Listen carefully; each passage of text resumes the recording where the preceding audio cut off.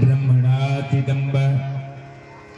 इसीलिए ब्रह्मा जी की ही प्रार्थनाएं मैं बलराम जी के साथ ही अवर्तीय हुआ था। अब यह जदुवंश जो ब्राह्मणों शाप से ही भस्म हो चुका है, ब्राह्मण के शाप से ये भस्म हो गया है।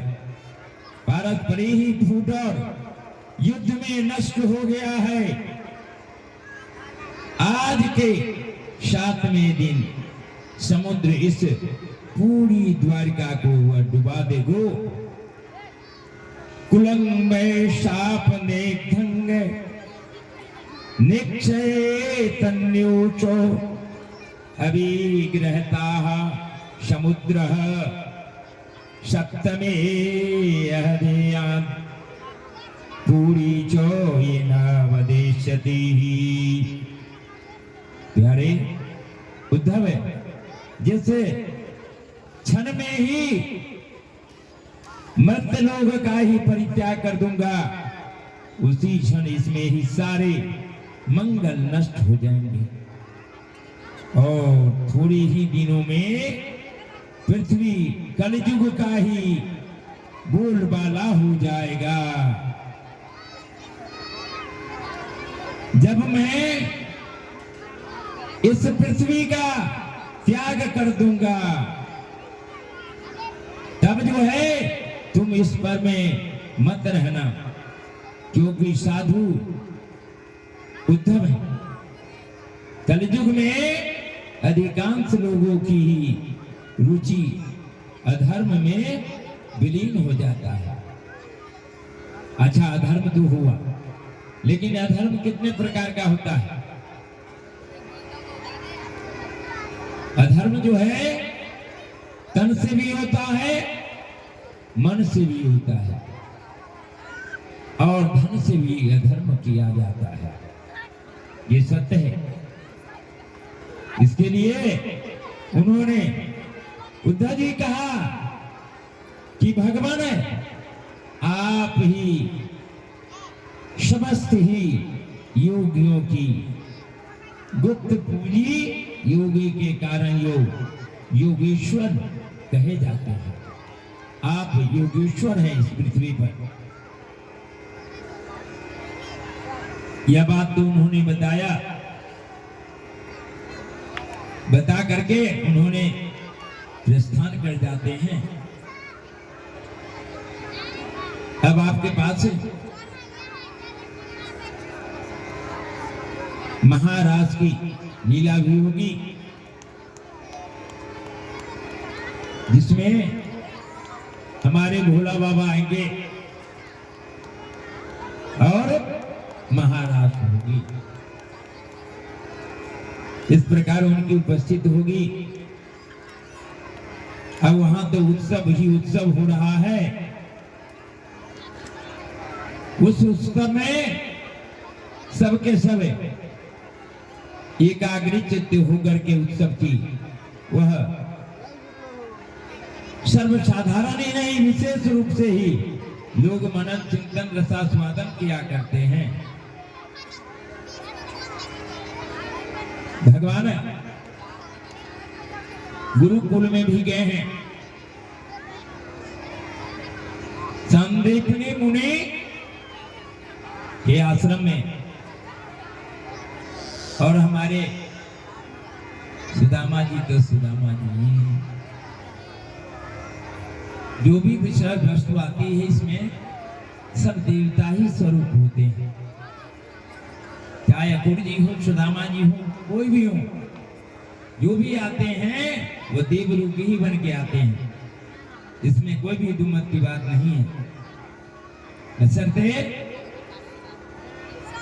मेरा आग्रह है कि आज सप्तम दिवसीय ये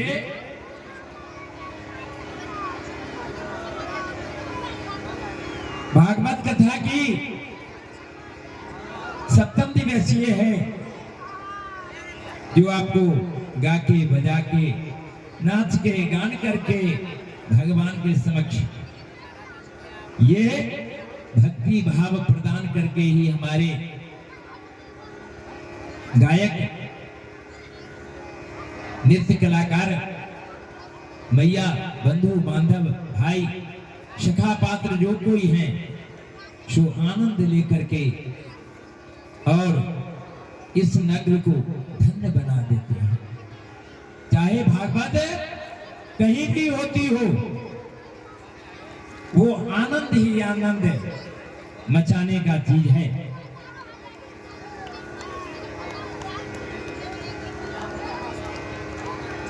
परंतु ये गुरुकुल की बात है। नेदुदुन्तु भयो व्योमिन्ने ब्रह्मणो शाधा विभूतया पुष्पै किरन्तस्यं प्रदा शसं श्रवणामृतो श्रियः। उस समय में आकाश में दुंदुविंदा ही बजाने लगी। भगवान के विभूति स्वरूप ही ब्रह्म शंकर आदि देवता बड़े बड़े ही आनंद से पुष्पों की वर्षा करते हुए उनकी स्तुति करने लगे। अप्सराएं नाच रही हैं, महाराज सब वो सब आनंदित आनंदित हो रहा है।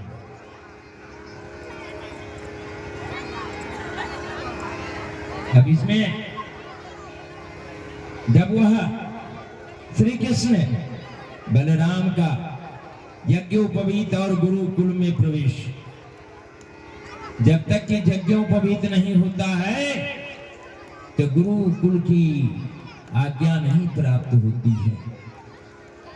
अस्थायी रूप से जो जहां है बैठ जाएं। आज की बहुत सुंदर सुंदर सी कथाएं एवं लीलाएं प्रस्तुति की जाएगी। श्री सुखदेव जी महाराज कहते हैं, पितरापलब्धा रथो विदित्वा पुरुषोत्तमः मां भुजति निर्जामायां ततान्न जन्म मोहिनम।